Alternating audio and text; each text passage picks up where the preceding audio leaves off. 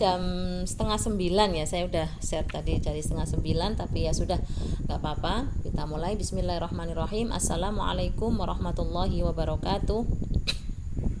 Waalaikumsalam. Bismillahirrahmanirrahim. Alhamdulillahirabbil alamin wassalatu wassalamu ala asyrafil anbiya wal mursalin sayyidina maulana Muhammadin wa ala alihi wa sahbihi ajmain, amma ba'du. Yang sangat saya banggakan, yang sangat saya cintai ya teman-teman sekalian peserta pengajian Risalatul Mahid Rosa kok Risalatul Mahid Rosailul Mufidah ya. Kalau Risalatul Mahid ya hanya perempuan-perempuan yang akan ikut gitu, yang laki-laki nggak bakalan ikut, padahal penting juga itu. Sekarang ya Allah teman-teman, bener ya, bulan puasa ini hampir setiap hari itu ada orang yang bertanya soal menstruasi. Ya Allah, pagi-pagi itu Bu, ini mau tanya soal gini.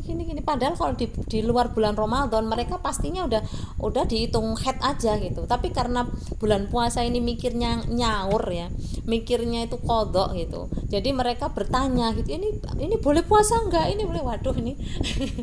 Itu seperti itu. Makanya sampai saya ke bawah ini ya, ke bawah Risalatul Mahid. Baik. Teman-teman yang sangat saya banggakan, kita mulai kajian pada malam hari ini dengan membaca Fatihah bersama-sama. Al-Fatihah. A'udzubillahi minasyaitonirrajim. Bismillahirrahmanirrahim. Alhamdulillahirabbil alamin arrahmanirrahim. Maliki yaumiddin. Iyyaka na'budu wa iyyaka nasta'in. Ihdinas siratal mustaqim. Siratal ladzina an'amta 'alaihim ghairil maghdubi 'alaihim waladdallin. Amin ya rabbal alamin. Ya. Sebelumnya saya mau sampaikan beberapa hal teman-teman untuk mengingatkan kembali ya tentang apa sih istimewanya kitab ini, atau kenapa sih kita mesti mengkaji kitab ini gitu ya, khususnya pada teman-teman mahasiswa gitu. Karena ketika kitab ini saya sampaikan pada komunitas yang lain, terutama majelis taklim, itu nuansanya pasti berbeda. Makanya ketika saya share itu teman-teman untuk melihat apa bedanya yang saya sampaikan di majelis taklim dengan apa yang saya sampaikan di kampus atau di teman-teman. Karena harapan saya gitu ya, saya ingin membekali teman-teman semua dengan pola pikir, dengan cara pandang, dengan sudut pemikiran yang berbeda gitu. Ketika dihadapkan pada teks yang harus dimaknai tidak secara tekstual, terus kita tuh bagaimana, kita harus seperti apa ya. Apalagi di jurusan IAT itu nanti akan ketemu dengan yang namanya mata kuliah Ma'anil Hadis ya, yang di situ kita akan dihadapkan pada cara bagaimana memahami hadis yang benar gitu. Ada banyak tokoh-tokoh sebenarnya yang sering dibahas ya. Di antaranya adalah Syuuti Ismail ya. Melalui Syuuti Ismail kita mengenal ada metode pemahaman hadis terkait tekstual, kontekstual, terkait yang lokal, terkait yang temporer, terkait yang universal gitu ya. Jadi bagaimana memahami hadis itu ketika dia dilihat dari aspek-aspek itu gitu. Misalnya kalau hadis ini hadis yang bersifat lokal gitu ya, maka kita juga mesti memahaminya sesuai dengan kondisi matannya itu. Atau juga ada hadis-hadis yang dilihat dari fungsi Rasulullah itu. Apakah Rasulullah menjadi nabi pada saat menyampaikan hadisnya, atau sebagai kepala negara, atau sebagai pemimpin perang, atau sebagai seorang suami, atau sebagai manusia biasa gitu ya. Itu juga perlu pendekatan yang berbeda gitu. Kemudian ada tokoh yang lain, misalnya ada Yusuf Qaradawi ya. Ini kan tokoh-tokoh yang dikenal moderat ya di dalam Islam gitu. Yusuf Qaradawi itu diantaranya itu. Beliau juga memberikan penawaran ya, atau tawaran terhadap metodologi pemahaman hadis yang ada 8 itu. Nanti insya Allah di semester 4 ya teman-teman mendapatkan itu. Ada juga nanti Muhammad Al-Ghazali ya. Muhammad Al-Ghazali ini bukan Imam Ghazali ya, tapi ada tokoh namanya Muhammad Al-Ghazali yang juga punya pemikiran terkait metode pemahaman hadis. Nah, kitab ini kenapa penting, kenapa istimewa? Ini bukan sekedar kajian hadis ya, bukan sekedar kajian ilmu hadis, bukan sekedar kajian tentang fikih muamalah, bukan sekedar kajian tentang bagaimana kita beribadah ya, atau fikih ibadah, fikih syariah, tetapi kita dibekali oleh cara pandang atau sudut pandang gitu. Diberikan pemahaman-pemahaman yang proporsional gitu ya, tentang bagaimana memperlakukan hadis, tentang bagaimana kita memahami sebuah hadis supaya tidak terjebak pada pengkultusan atau truth claim gitu. Bahwa pemikiran itu bisa berbeda-beda, pendapat itu bisa berbeda-beda tergantung pada kebutuhannya apa. Nah, standar kebutuhan itu adalah kemaslahatan, mewujudkan kemaslahatan itu gitu. Sehingga saya berharap teman-teman ini sebagai pemimpin masa depan itu harus memiliki kemampuan di bidang itu, di bidang metodologi ya, menguasai metodologi pemahaman teks ya. Teks itu bisa Al-Qur'an ya, bisa ayat Al-Qur'an maupun bisa hadis atau bisa berupa apa saja gitu.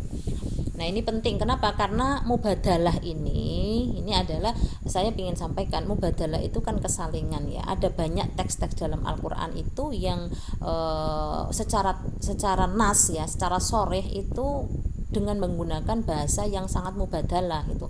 Misalnya ta'aruf ya, ta'aruf kan ada kesalingan ya, saling mengenal misalnya. Kemudian ada ta'awun ya, saling menolong misalnya. Kemudian musyarakah ya, saling kerjasama.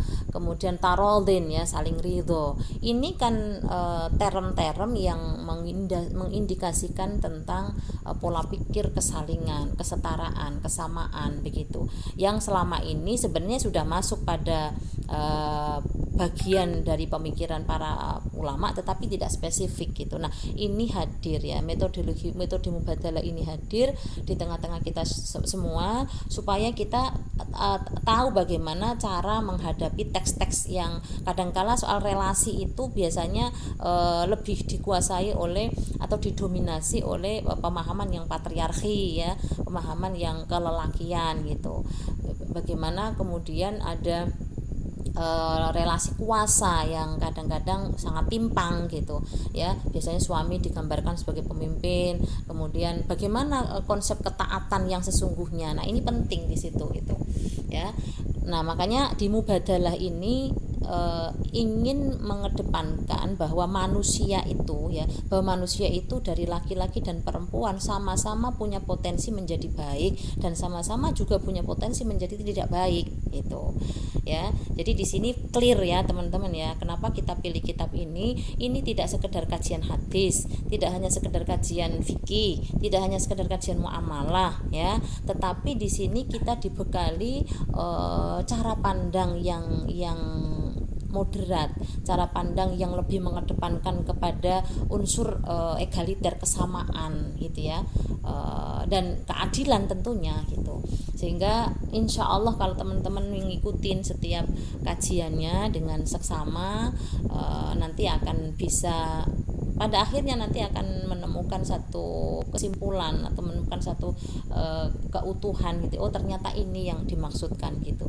Jadi bukan kemudian perempuan ingin mengambil alih posisi laki-laki gitu ya. Jadi kalau saya begini teman-teman, memahami kata-kata atau tentang ketaatan ya, sering saya juga ditanya tentang apa sih arti ketaatan yang sesungguhnya, terutama ketaatan istri terhadap suami. Bagi saya teman-teman ya, bagi saya ketaatan itu mutlak hanya kepada Tuhan dan Rasul ya. Taat itu adalah taat kepada perintah Allah dan taat kepada perintah Rasul, sebagaimana ati Allah wa ati Rasul gitu. Sementara ketaatan kepada selain Allah dan selain kepada Rasulullah itu sifatnya adalah dikembalikan kepada kesalehan gitu, kepantasan batasan gitu. Apakah seseorang itu pantas ditaati atau tidak gitu. Jadi bukan pada persoalan seorang istri dituntut untuk taat kepada suaminya karena dipengaruhi oleh cara pandang yang sangat patriarki itu gitu. Itu saya tidak setuju gitu. Jadi seorang istri atau seorang suami di sini sama-sama punya kewajiban ya, punya kewajiban untuk dia layak atau tidak diposisikan seperti itu gitu. Kenapa? Karena yang namanya ketaatan atau tadi kelayakan itu adalah bagian dari fardhol gitu ya. Sebagaimana di dalam Al-Qur'an itu Ar-rijalu qawwamuna 'alan nisa'i bima faddalallahu ba'dhum 'ala ba'd. Kenapa kok laki-laki itu dilekatkan ada pemimpin misalnya atau penanggung jawab gitu ya? Karena dia bertanggung jawab terhadap istrinya gitu. Ada fadl di dalamnya gitu. Karena dia menafkahi istrinya, maka istri dituntut untuk taat. Tapi dalam hal ini, dalam konsep mubadalah, saya ingin sampaikan bahwa ketaatan yang dimaksud di sini itu adalah tentang kelayakan gitu ya. Jadi teman-teman, saya beri kosakata baru tentang soleh ya. Soleh itu sebenarnya oke lah orang mengatakan ingin jadi orang yang soleh, ingin jadi yang solihah misalnya. Tapi lebih kalau ke persoalan sekarang itu adalah pantas atau tidak. Orang kalau melakukan sesuatu yang pantas itu bisa disebut dengan soleh gitu. Tapi kalau dia melakukan sesuatu yang tidak pantas itu tidak soleh. Itu saya seperti itu ya. Ini teman-teman nanti boleh beda ya. Nanti teman-teman boleh diskusi terkait dengan itu gitu. Jadi dalam kitab ini kita diajak untuk berpikir secara benar ya, berpikir secara memposisikan antara makhluk yang namanya perempuan dan laki-laki itu sama-sama berpotensi menjadi mutakin, juga sama-sama berpotensi menjadi tidak mutakin gitu ya. Paham ya teman-teman ya. Makanya kenapa saya sampaikan terlebih dahulu supaya kita tidak kosong gitu kan. Kalau hanya mendengarkan kemudian ngikutin alurnya saja tanpa tahu ini sebenarnya istimewanya apa sih kitab ini, atau istimewanya apa sih ngaji kitab Rosail Mufidah ini dengan kitab-kitab kaji poswan yang lainnya gitu ya. Mungkin saya juga nanti perlu meminta teman-teman untuk sedikit sharing kepada saya apa yang didapat dalam kitab ini dibandingkan dengan kitab-kitab kajian poswan yang lainnya gitu. Misalnya kajian fikih atau misalnya kajian tasawuf, akhlak dan seterusnya gitu. Kalau teman-teman tidak keberatan, nanti saya minta seperti itu. Apakah teman-teman keberatan misalnya kalau saya minta ada satu atau dua yang sharing gitu tentang apa yang diperoleh dari kitab ini atau apa bedanya gitu dengan kajian-kajian kitab di pesantren yang lainnya gitu. Nggak apa-apa teman-teman?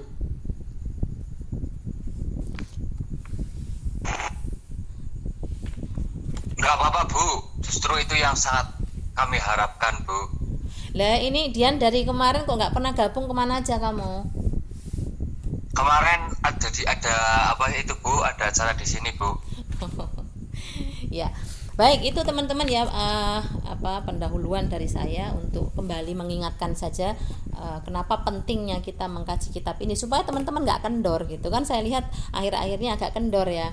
Mungkin ini sebenarnya arahnya kemana sih gitu, nggak tahu kan, makanya perlu saya ingatkan kembali. Baik, kita mulai kembali dan meneruskan yang kemarin ya. Bismillahirrahmanirrahim. Waqad warada babun an ifsya'is salam fi sahihil Bukhari. Oh, ini sudah ya. Ya, di halaman 8. Di halaman tentang ini ya, tentang hadisnya Aisyah itu ya. Wa fi sahihi Muslim an Abi Hurairah radhiyallahu anhu qala qila ya Rasulullah ud'u 'alal musyrikin. Ya, ini hadis bener ya tentang itu ya teman-teman ya. Yang punya kitabnya siapa? Halaman berapa Bu? Kalau kitabnya sih sebenarnya ini beda ya sama yang saya baca itu halamannya. Yang sudah punya kitab siapa? Yang sudah pegang kitab dari kemarin?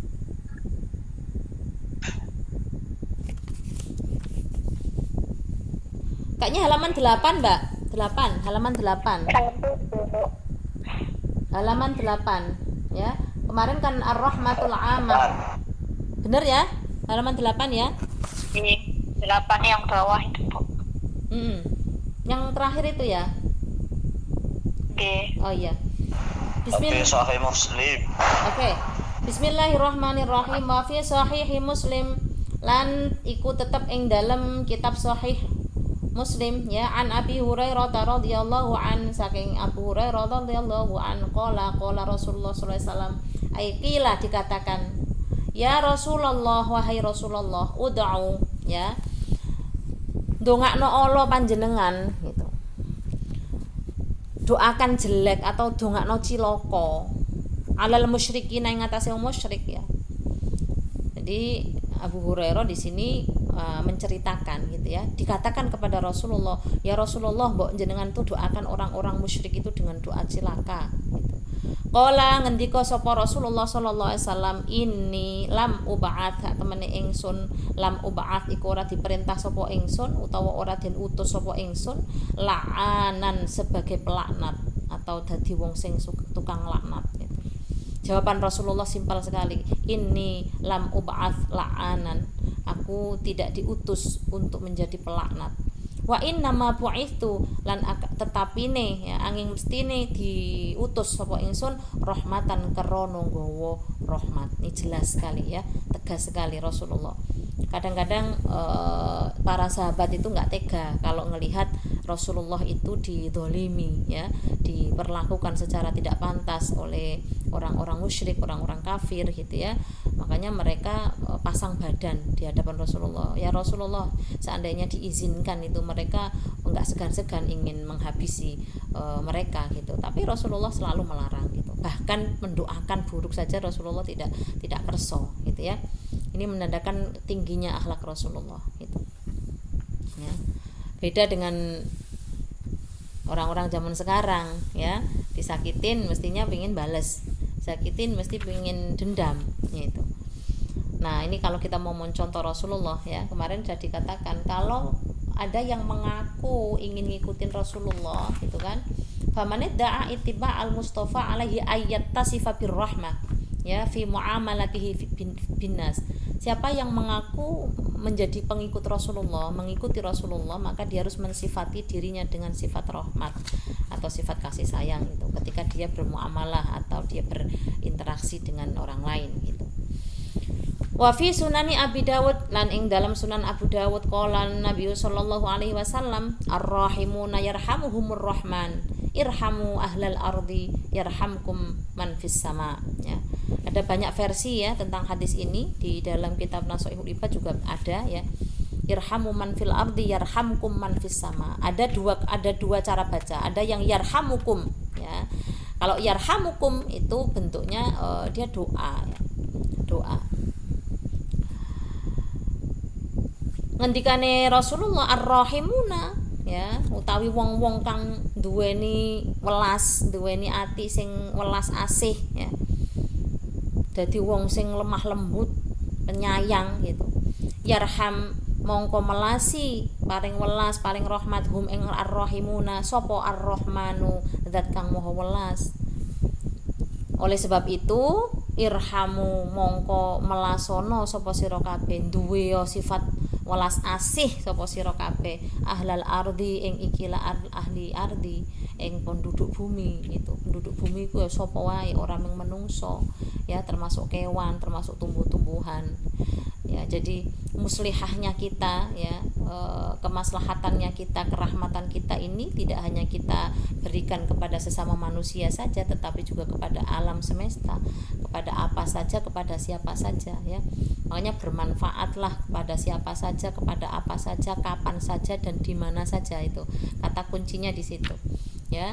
Bisa bermanfaat apa di mana saja itu ya, enggak pandang waktu, mau di rumah, mau di sekolah, mau di kantor, mau di kampus, mau di pasar, mau di manapun kita berada ya, itu harus ditampakkan kemanfaatan itu atau kerahmatan itu gitu ya. Karena kalau kita ingin memperoleh rahmat dari Allah, kuncinya di situ. Ini kan rumus itu.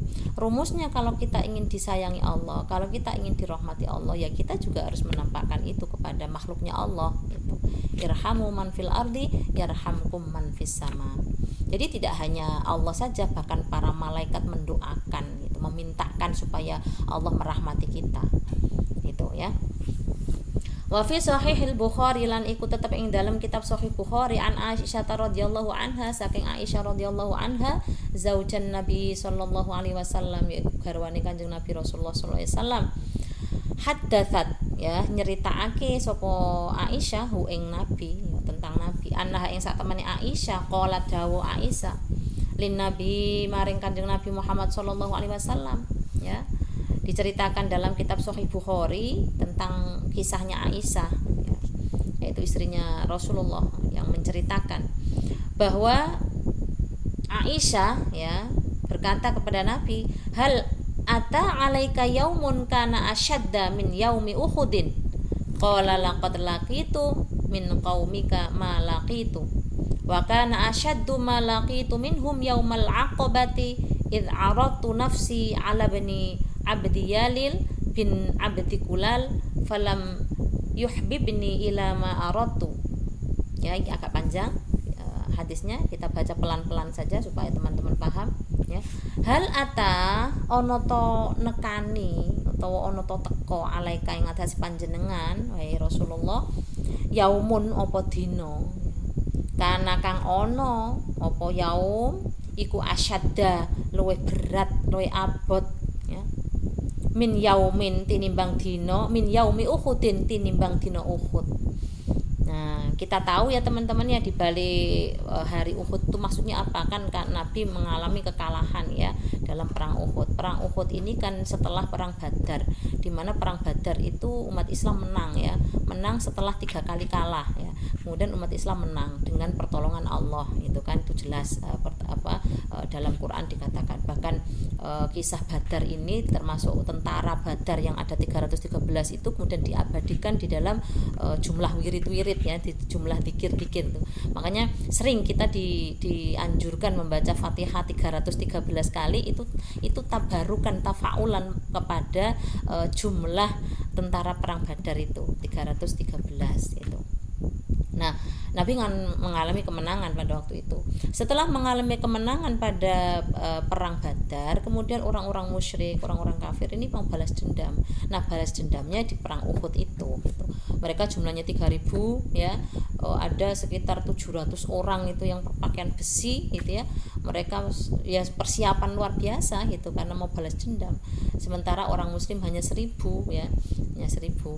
Itu hampir menang itu pada perang Uhud itu, tapi kemudian mengalami kekalahan gitu, dan itu sangat menyakitkan Rasulullah karena Rasulullah terluka luar biasa pada waktu itu. Hampir di mukanya Rasulullah itu kena besi gitu ya, kena besi sampai terluka Rasulullah. Makanya ditanya oleh Aisyah gitu, wahai Rasulullah, adakah sesuatu yang datang kepadamu yang lebih berat daripada cobaan gitu ya, atau daripada hari Uhud itu atau kekalahan di perang Uhud itu gitu. Qala dawu Rasulullah, laqad laqitu, yakti teman-teman nemoni sapa ingsun min qaumiki saking kaum sira, ma ing apa laki tukang nemoni sapa ingsun, wa kana lan ana apa asyaddu ma laqitu, yaiku sesuatu sing luwih berat, sesuatu sing luwih abot ya. Ma ing apa laki tukang nemoni sapa ingsun minhum tinimbang kabeh niku wau yaumal aqabati, yaiku dina Aqabah. Tidak ada aku nemoni kabeh masa-masa sulit seperti itu, tetapi tidak ada yang lebih berat kecuali pada hari Aqabah ya. Di hari Aqabah itu id aradtu, nalikane apa ya menganggap ya, atau aradtu iku mengungkapkan ya. Arad itu mengungkapkan atau menyampaikan begitu. Kalau di bahasa yang lain itu Nabi Muhammad itu meminta suaka gitu ya, karena baiatul Aqabah itu kan ketika Nabi Muhammad pertama kali di Yasrib itu ya, yang dimana orang-orang Yasrib itu kan dari beragam latar belakang ya, ada dari banyak, ada Yahudi, ada Nasrani, ada macam-macam gitu. Dan Nabi Muhammad ingin menjadikan Yasrib itu sebagai satu peradaban gitu ya, membangun satu perjanjian di sana sehingga bisa hidup dengan damai, itu yang kemudian pada akhirnya terjadi piagam Madinah itu ya. Nah, Nabi Muhammad pada waktu itu mengungkapkan keinginannya ya, untuk bagaimana supaya bisa damai, hidup berdampingan dengan orang-orang yang beragam latar belakang tadi begitu. Nah, Nabi mendatangi di situ. Ir'aratu nafsi, menawarkan atau ya bisa seperti itu ya, diriku atau awak ingsun gitu. Ala bani Abi Yalil ya, menyampaikan kepada Abi Yalil bin Abdi Kulal ya. Falam yuhbib, mongko ora menganggap ya, utawa ora demen. Ini yujib ya, yujib ya, bener ya.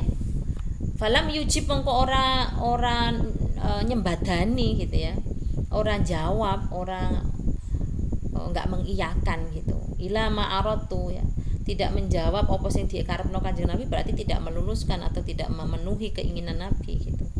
Fantolaktu, mongko budal sapa ingsun, wa ana hale utawi ingsun ku mahmumun, sedih gitu. Ala wajhi, ing atase wajah ingsun. Falam astafik, mongko ora sadar sapa ingsun, illa wa ana biqarni tha'alib, kejaba ana sapa ingsun biqarni tha'alib, iku ana ing qarnu tha'alib ya, satu tempat di sana. Farafa'tu, mongko munggah sapa ingsun utawa menengadah sapa ingsun, ngangkat sapa ingsun roksi ing sirah ingsun. Faidzan dumadaan ana utawi ingsun iku bisa habatin nggone ngarep napa, di depan Rasulullah itu tiba-tiba ada mendung begitu ya. Jadi Rasulullah ketika ditolak oleh Bani Yalil tadi ya, dari bin Abdi Kulal tadi itu, karena ditolak Rasulullah sedih sekali rasanya itu, kayak putus asa, hampir putus asa gitu ya. Waduh, sedih banget. Lalu Nabi dengan perasaan terluka, dengan perasaan sedih itu kemudian tidak sadar lalu berjalan sampai ke Qarni Tha'alib tadi. Kemudian di sana Rasulullah tiba-tiba menengadahkan wajahnya, dan di hadapannya atau di atasnya itu ada mendung atau sahab ya, mega atau mendung.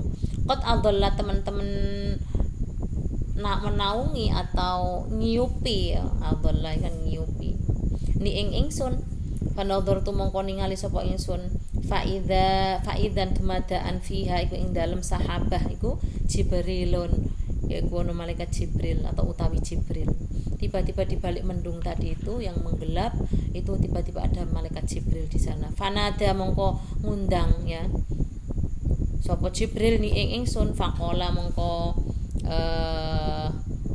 ngucap sapa Jibril, innallaha, sak temene Gusti Allah, qad sami'a, iku teman-teman midhangetaken sapa Allah qaula qaumika, ing omongane kaum sira Muhammad itu. Wahai Muhammad, sesungguhnya atau sak temene Gusti Allah iku pirsa apa sing kok alami, apa sing kok rasakan itu dengan kata-kata kaummu tadi itu membuat Nabi Muhammad sedih gitu ya. Ya, jadi qad sami'a qaula qaumika laka maring sira, wa malan apa wae atau sesuatu ya, utawa suwiji-wiji radu kang nolak ya, radu kang nolak sapa kaum sira iku mau alaika ing atase sira. Artinya di sini Nabi Muhammad kecewa luar biasa, sedih luar biasa, dan Allah mengetahui itu tentang perasaan Nabi Muhammad itu. Waqad ba'atsa, lan teman-teman wis ngutus sapa Allah ilaika maring sira malaka ing malaikat ya, malaka ing malaikat, ai malakal jibali, ing malaikat sing nguasai gunung gitu ya, malaikat gunung. Li takmuru, supaya merintah sapa sira hu ing malaikat gunung iku, bima kelawan apa wae sita kang ngersakno sapa sira Muhammad fihim ing dalem kaum. Ini sering ya dipakai ala dalil ya, bahwa malaikat tuh sering begitu itu ya. Malaikat ada yang menguasai gunung, ada yang menguasai macam-macam. Melihat ada hamba atau ada manusia itu kok durhaka sama Allah, itu rasanya ingin ngangkat gunungnya, mau dibrek ini di orang itu gergeten gitu. Malaikat tuh suka seperti itu gitu. Nah, di sini ya diceritakan bahwa suatu ketika Siti Aisyah ini berkata kepada Nabi Muhammad, wahai Nabi Muhammad, adakah sesuatu yang membuatmu lebih berat atau lebih menyedihkan dibandingkan dengan peristiwa perang Uhud tadi yang menerima kekalahan tadi. Kemudian Rasulullah mengatakan bahwa ya, Nabi Muhammad mengalami semua keberatan itu atau sesuatu yang berat, tetapi tidak lebih berat ketika Nabi Muhammad ditolak oleh kaum siapa tadi, kaum Ibnu Abdiyalil tadi ya, bin Abdikulal tadi itu menolak. Itu menyedihkan, sampai-sampai Nabi Muhammad kemudian ya itu tadi ya berjalan dengan sampai kemudian di Qarnu Tha'alib tadi. Lalu Nabi Muhammad ditemui oleh malaikat Jibril yang sebelumnya berupa mega atau mendung tadi itu. Lalu malaikat Jibril mengatakan bahwa wahai Muhammad, jangan kau sedih ya. Kamu jangan sedih Muhammad gitu. Allah mendengarkan apa yang diucapkan oleh kaummu itu gitu. Dan kamu ada Allah telah mengutus malaikat yang menguasai gunung-gunung itu. Kamu mau perintahkan apa saja kepada malaikat itu terserah kamu gitu. Mau diangkat gunung itu dinggo ngebreki wong-wong sing wis do nolak niku mau, itu terserah kamu gitu ya. Ditakmurohu bima syi'ta, wis dikersakno wis sak karepe itu.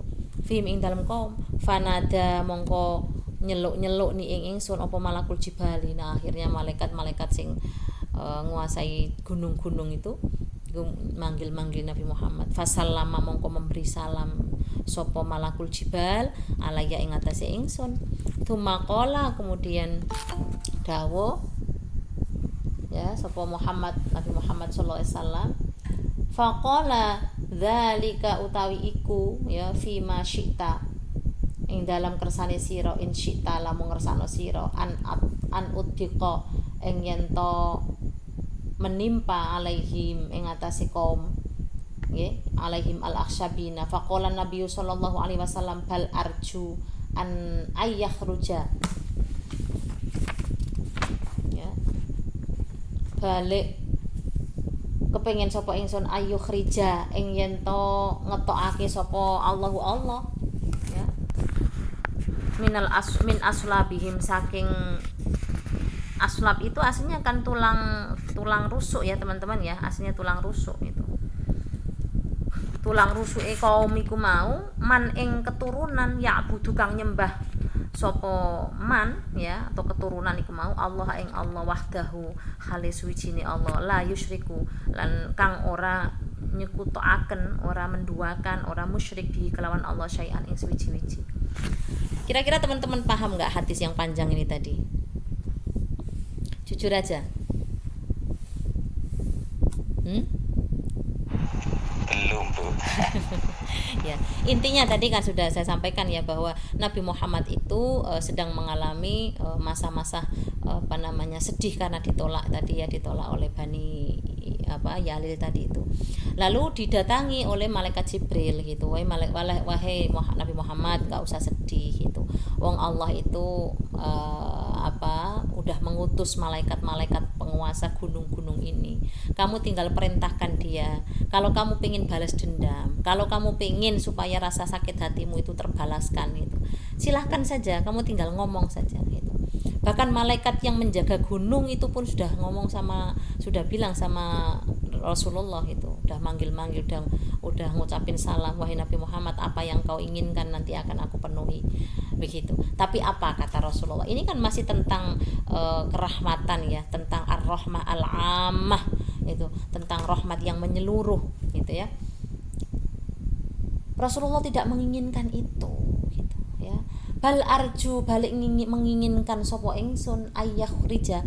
Kalau sebenarnya Nabi menginginkan supaya malaikat itu menghukum itu bisa, tapi justru Nabi Muhammad menginginkan Allah, siapa tahu nanti Allah itu mengeluarkan keturunan-keturunan yang lahir dari mereka semua ini orang-orang yang menyembah kepada Allah, mengesahkan Allah dan tidak menyekutukan kepada selain Allah. Nah, ini kan luar biasa ya teman-teman ya. di saat Nabi Muhammad sedang dalam keadaan kecewa seperti itu. Ini berat sekali gitu. Kadang-kadang kita butuh waktu ya untuk mengobati kondisi yang sedang mungkin nggak enak, nggak nyaman gitu ya. Hati ini lagi sakit banget gitu. Kalau hati sedang sakit itu pasti hanya ingin balas dendam, hanya ingin memuaskan ya apa yang dia rasakan gitu. Ini Nabi tidak seperti itu gitu. Tidak butuh waktu untuk seperti pada umumnya manusia. Kita mesti masih butuh waktu untuk memulihkan gitu ya. Butuh pelampiasan yang lain, butuh penguasaan diri, butuh macam-macam, butuh berpikir dan lain sebagainya. Butuh suasana yang bisa menyejukkan supaya lupa dengan masalahnya. Tapi Nabi Muhammad tidak begitu. Di saat masih sedang dalam keadaan kecewa begitu, ditawari, kamu apa yang kamu inginkan, ini sudah tersedia semua, tinggal kamu ngomong saja, nanti malaikat akan melakukan perintahmu. Tapi apa yang diinginkan oleh Rasulullah SAW? Aku tidak menginginkan itu semua. Yang aku inginkan adalah nanti Allah mengeluarkan mereka semua itu, ada keturunan-keturunan yang lahir dari mereka yang pada menyembah pada Tuhan. Itu. Ini teman-teman wujud daripada bagaimana kasih sayangnya Nabi Muhammad itu. Sekali lagi pada ayat kalau nggak salah surat Ibrahim itu ya, yang laqad ja'akum rasulun min anfusikum azizun 'alaihi ma 'anittum harisun 'alaikum bil mu'minina raufur rahim. Itu Nabi Muhammad itu Masya Allah luar biasa kasih sayangnya, bukan hanya kepada umat muslim, umat mukmin, tapi kepada seluruh alam gitu. Maka bergembiralah kamu semua, bersyukurlah kamu semua atas diutusnya, atas datangnya seorang utusan dari jenis kamu ya, bukan dari malaikat, bukan dari jin gitu, yang sangat menginginkan harisun alikum atau azizun alaihi ma'anitum, yang sangat berat hatinya ketika melihat ada umatnya yang kesulitan gitu. Itu Nabi Muhammad tuh paling nggak tega kalau ngelihat ada umatnya yang kesulitan gitu.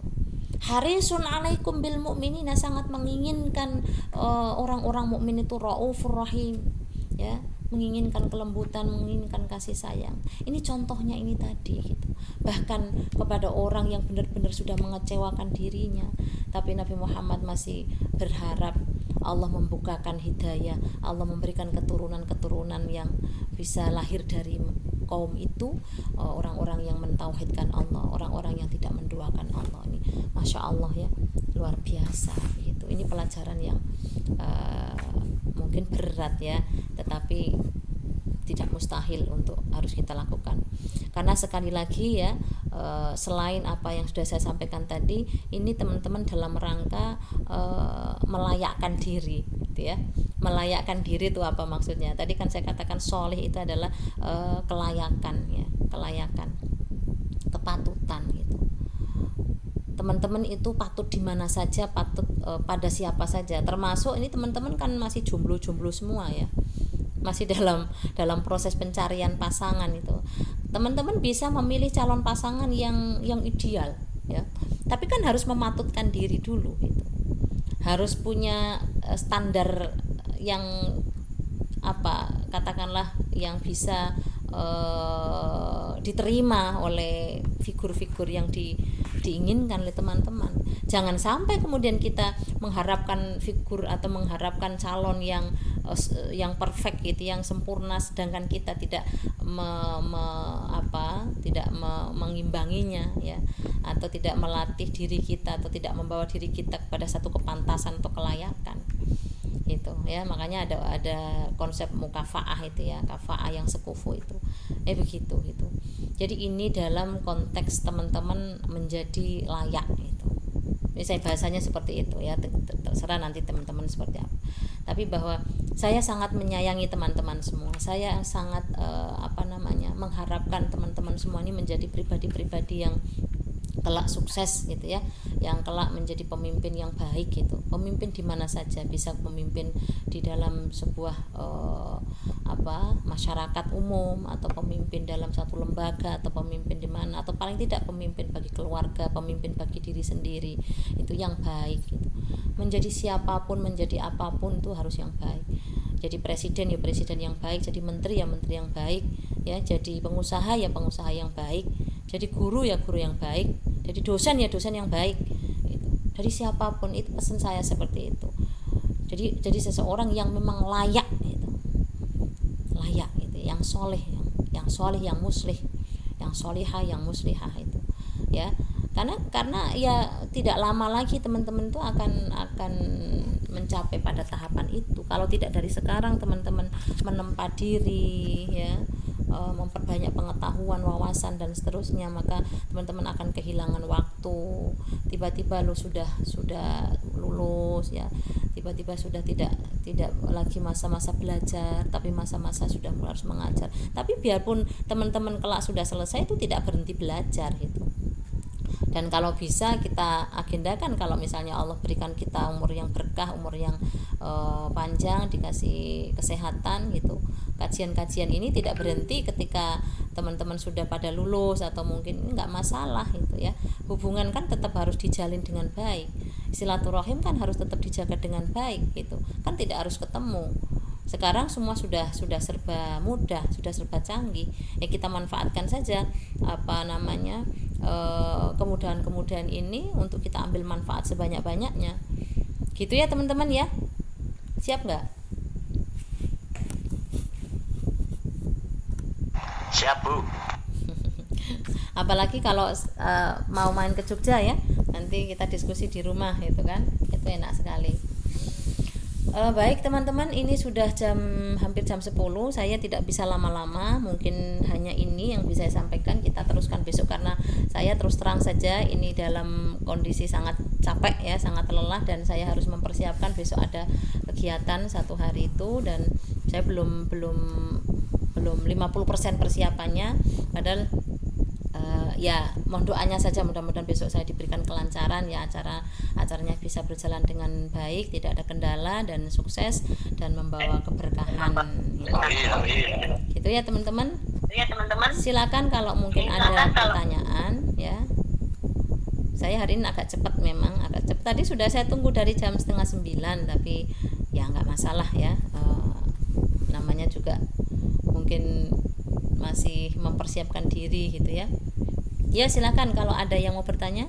Atau ya tadi yang saya minta tadi ya, ini teman-teman, coba ada yang sharing kepada kita tentang perbedaannya ngaji kitab Risalatul Mahid lagi, Rosailul Mufidah ini gitu ya, dengan kitab-kitab yang teman-teman kaji di pesantren atau di tempat lain gitu kan. Banyak yang dari pesantren toh yang juga ngaji kitab. Apa kira-kira keistimewaannya atau mungkin perbedaannya gitu ya, masing-masing itu semua itu coba saya ingin dengarkan dari Mas Bambang dulu.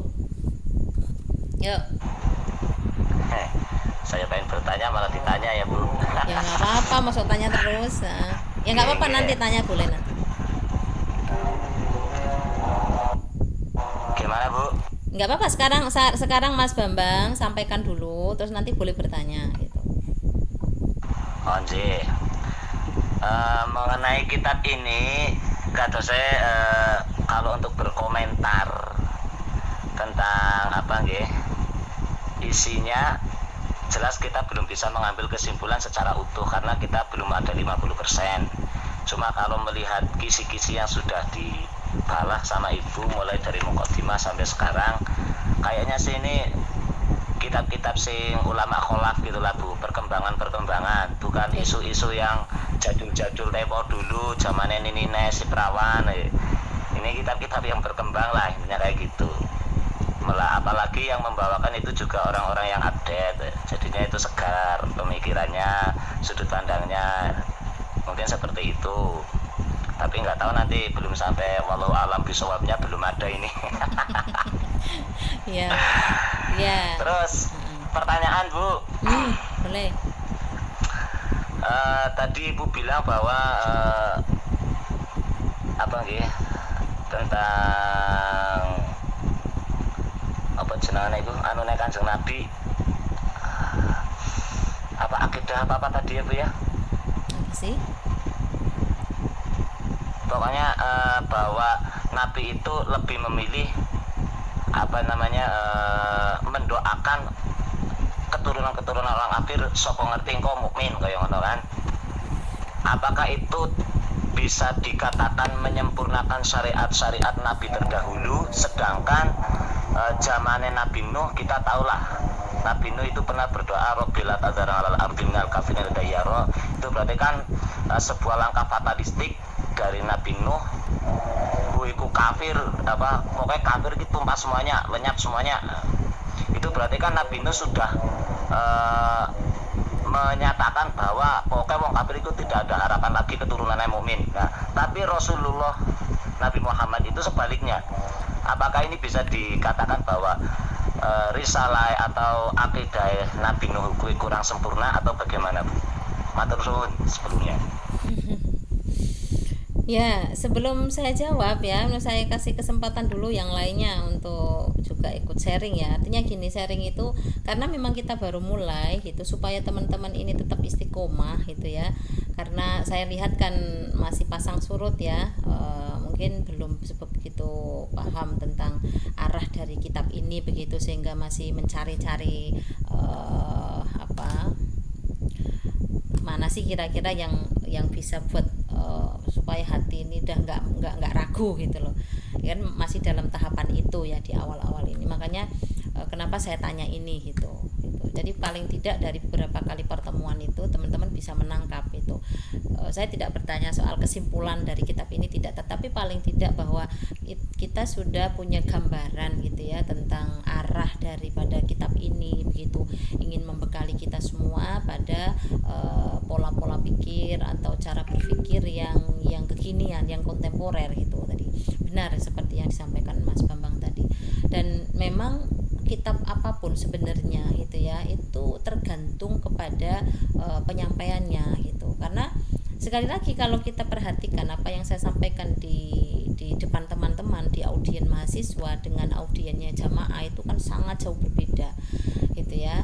Sehingga memang yang perlu kita butuhkan itu adalah mengetahui kebutuhan yang lebih spesifik pada tempat kita menyampaikan kitab itu.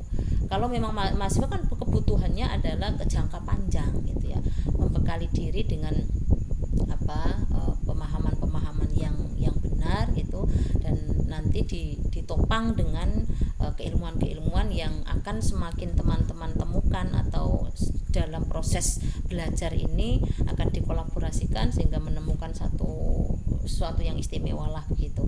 Harapannya seperti itu. Dan tadi sudah disampaikan ya tentang ya paling tidak angan-angannya seperti itu. Itu mudah-mudahan terpenuhi gitu ya. Mudah-mudahan apa yang menjadi keinginan kita, menjadi gambaran atau bayangan kita itu bisa terwujud begitu. Makanya kita ikuti aja nanti sampai selesai gitu. Nggak harus ditarget 1 bulan karena nggak mungkin gitu ya. Kita melakoni gitu ya. Karena itu tadi memorinya manusia itu terbatas. Kalau kita selesaikan sekarang, kemudian kita nggak bisa menjamin bahwa setelah Lebaran kitab ini masih bisa dipahami dengan benar.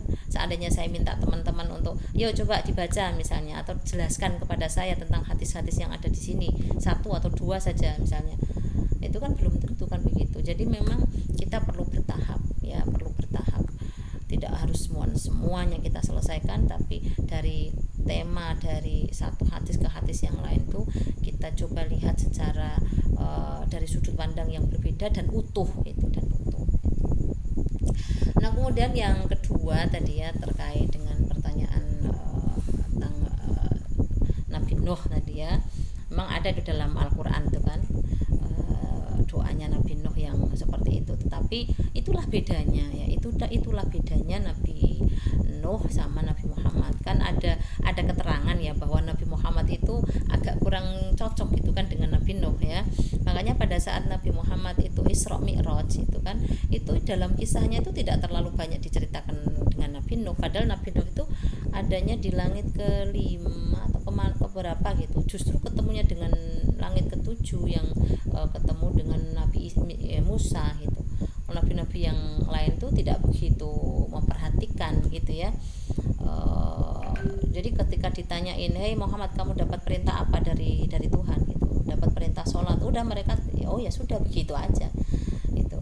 Tapi Tapi Nabi Musa kan enggak itu. Tapi kita kembali ke Nabi Nuh tadi. Jadi secara ini perlu argumentasi yang juga lebih kuat ya, mungkin melalui dalil-dalil yang lain dari ayat Al-Qur'an maupun mungkin kisah-kisah riwayat-riwayat itu, bahwa antara Nabi Muhammad dan Nabi Nuh gitu ya, memang istilahnya itu tidak terlalu dekat gitu ya. Meskipun ada yang bilang bahwa umatnya Nabi Muhammad ini ya dari yang dibawa oleh Nabi Nuh dalam perahunya itu kan gitu ya. Ini kan perdebatan sejarah yang perlu ada pembuktian secara nakli gitu ya, secara nakli, tidak hanya secara akli gitu. Barangkali masih ada itu riwayat-riwayat yang nanti bisa membuat satu kesimpulan gitu tentang sejarah yang utuh gitu ya, bagaimana sebenarnya gitu. Karena ada yang bilang bahwa umatnya Nabi Adam itu kan sudah tidak ada gitu, artinya sudah tidak tersisa. Yang ada itu sekarang itu wahamal nama Nuh itu ya, orang-orang yang diselamatkan oleh Nabi Nuh itu gitu. Nah, kedua, jawaban saya yang kedua tentang bedanya tadi dengan Nabi Muhammad itu. Nabi Muhammad itu tadi gitu, bahwa misi risalahnya Nabi Muhammad itu tidak hanya untuk umat muslim gitu. Sehingga Nabi Muhammad ingin supaya semua itu selamat gitu, dan menurut keyakinan kita gitu bahwa Islam itu adalah keselamatan.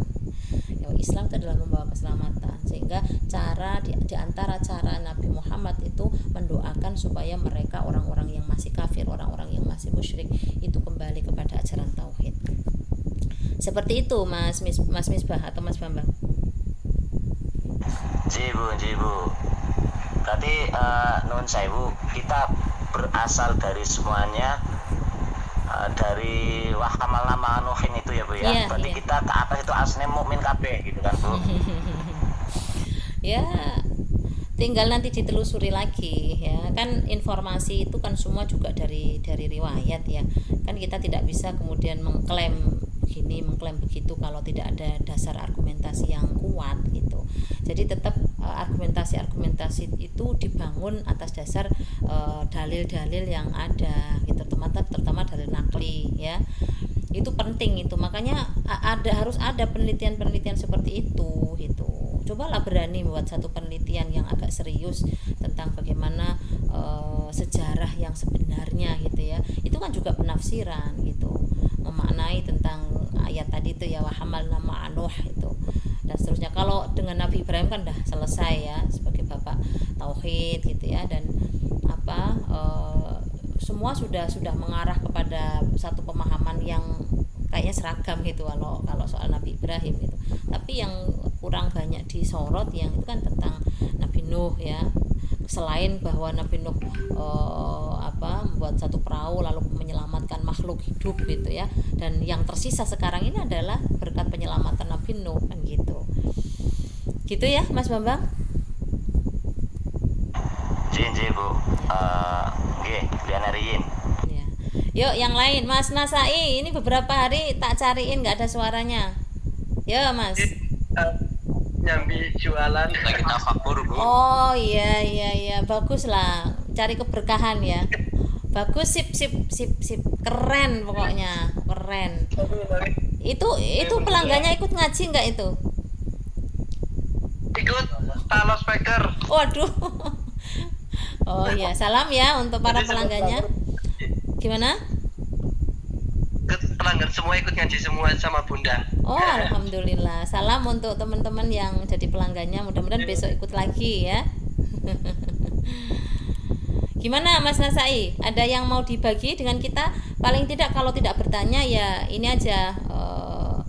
Diteruskan terus Bu gitu, nggak putus, nggak cuman berhenti sampai bulan Ramadan misalnya gitu ya. Kalau bisa di luar bulan Ramadan kita lanjutkan meskipun seminggu sekali kayak Menurut saya juga jika Bunda berkenan dan waktunya juga memang Bunda pas lagi kosong, kita ngikut jadwalnya Bunda. Kita nanti setelah Ramadan ada kajian-kajian lagi Bunda, biar kita sebagai mahasiswa itu nggak kosong tentang keilmuan. Memang mungkin Setuju. oke lah yang teman-teman sudah pondok, tapi kayak saya sendiri yang sudah bekerja dan lainnya, katanya untuk penambahan demikian ini kayak berkurang lah. Jadi itu sangat bermanfaat sih untuk kayak kalau saya sendiri kayak gitu pribadinya saya. Ya, mewakili ini kan ketua HMPS ya, mewakili semua ya. Apakah semua sama dengan ketua kita? Udah pada ngantuk ya. Gimana Mas Maruli tadi setuju ya? Di luar bulan Ramadan malam, tapi ya kalau siang kayaknya nggak, ini enakan malam aja ya, mungkin sejam atau Kembali ke jadwalnya Bunda, kita ikut Bunda jadwalnya Bunda. Oke, kalau sudah tidak ada lagi pertanyaan, kita tutup teman-teman. Udah jam 10 ya. Saya mohon izin dulu dan minta doanya selalu. Mudah-mudahan kita selalu diberkati oleh Allah, selalu dirahmati oleh Allah, diridhoi oleh Allah, sehingga apapun yang akan kita lakukan senantiasa dipermudah dan sukses berkah. Amin ya. Mari kita tutup dengan baca hamdalah bersama-sama. Alhamdulillahirabbil alamin. Kita doa, Allahumma inni astaudi'uka ma 'allamtanihi fardudhu ilayya 'inda hajati ilaihi wa la tunsinihi ya rabbal alamin. Subhanakallahumma wa bihamdika asyhadu an la ilaha illa anta astaghfiruka wa atubu ilaik. Kalau ada kekurangan mohon maaf. Assalamualaikum warahmatullahi wabarakatuh. Warahmatullahi wabarakatuh.